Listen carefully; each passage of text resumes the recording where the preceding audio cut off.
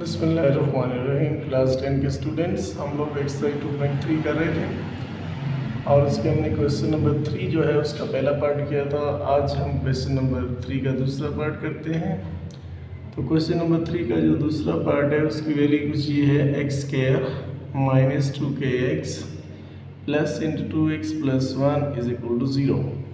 अब इसको सोल्यूशन डाल के तो हमने रूट्स को लेट करना है। सोल्यूशन डाला, रूट्स लेट किए, alpha beta are the roots of the equation. ये हम जुमला लिख देते हैं जैसे पहले में लिखा था। जब उसमें कहा है sum of the square is equal to 6 दिया हुआ। पहले पार्ट में 2 था, ये 6 दिया हुआ है। करना उसी तरह है, पहले हम सम निकालेंगे। सम इज इक्वल टू क्या आता है जी, सम का formula alpha plus beta is equal to minus B over A, और बी की वैल्यू है माइनस 2k और माइनस माइनस वो ए की वैल्यू है 1।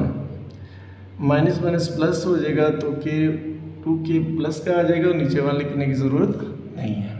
आगे हम लोग प्रोडक्ट की वैल्यू निकालेंगे। तो प्रोडक्ट का फार्मूला क्या होगा, alpha beta is equal to C over A, और सी की वैल्यू है 2k plus 1 over 1 is equal to आ जाएगा 2k प्लस 1। यूँ हमारे पास सम और प्रोडक्ट की वैल्यू आ गई है तो हम कंडीशन यूज़ कर सकते हैं। तो लिखेंगे according to given condition. Given condition लिख के जुमला, कंडीशन ये बताइए उसने कि रूट्स का जो स्क्वायर है यानी alpha square plus beta square is equal to 6 question में दिया हुआ है। अब हमने क्या किया, स्क्वायर की चूँकि वैल्यू नहीं दी हुई तो हमने क्या करते हैं, इन स्क्वायर को होल स्क्वायर में चेंज करते हैं।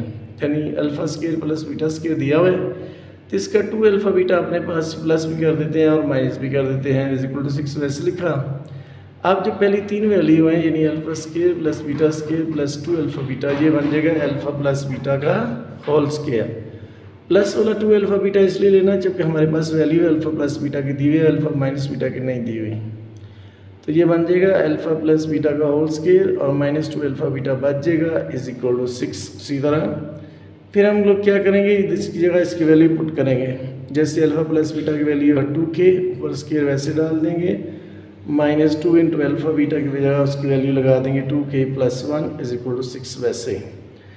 अब इसका स्क्वायर खोलेंगे तो आएगा 4k स्क्वायर। इधर जो 2 है बाहर, इसको दोनों से मल्टीप्लाई करेंगे, चूँकि माइनस है बाहर तो अंदर के साइन भी चेंज होंगे तो आ जाएगा माइनस 4k माइनस 2 यानी 2 1 2 और प्लस का 6 इधर आके आ जाएगा माइनस 6 इज इक्वल टू 0। अब हम क्वाड्रेटिक इक्वेशन बनाना चाह रहे हैं। उसके बाद अगले स्टेप में आ जाएगा 4k स्क्वायर वैसे ही, माइनस 4k भी वैसे ही, और माइनस 2 और माइनस 6 हो जाएगा माइनस 8 इज इक्वल टू 0।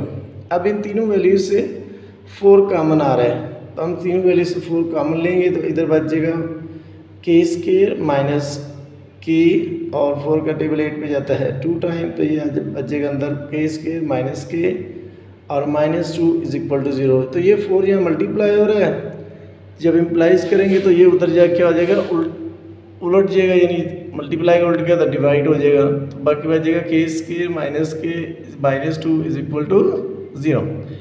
यानी वो 4 जो था 0 से आगे डिवाइड होकर 0 हो गया, इम्प्लाइज लगा दिया हम लोगों ने। अब इस चूँकि ये क्वाड्रेटिक इक्वेशन बनी है तो इसके पेयर बनाएंगे, पहली को आखिरी से मल्टीप्लाई करके तो ये आता है माइनस 2k स्क्वायर। चूँकि माइनस आ गया तो इसका मतलब है इसका पेयर जो बनाना है उसे माइनस करना है, और माइनस करके जवाब क्या आना चाहिए, दरमियाने वाली वैल्यू का कोफिशिएंट।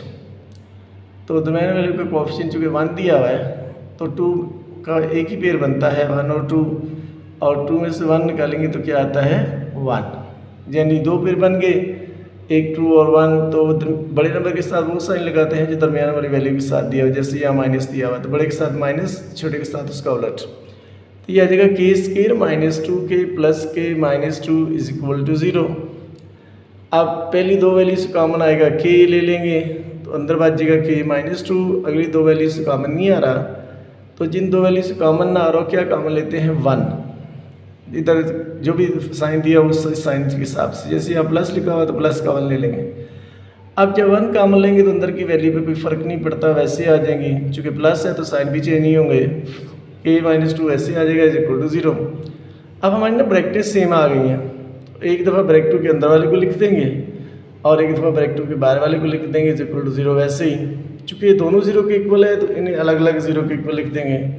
तो ये आ जाएगा k minus 2 is equal to 0 और k plus 1 is equal to 0। यहाँ से k की वैल्यू आ जाएगी -2 तो जाके क्या हो जाएगा +2 और यहाँ से +1 तो जाके जाएगा -1। यूँ मुझे क्वेश्चन नंबर जो 3 है इसका सेकंड पार्ट हल हो गया है। और अब हम चूँकि ईद आ गई है, इंशाल्लाह सब लोग ईद अच्छी तरीके से गुजारें। ईद के बाद इंशाल्लाह मुलाकात होगी। हैप्पी ईद मुबारक टू ऑल ऑफ यू।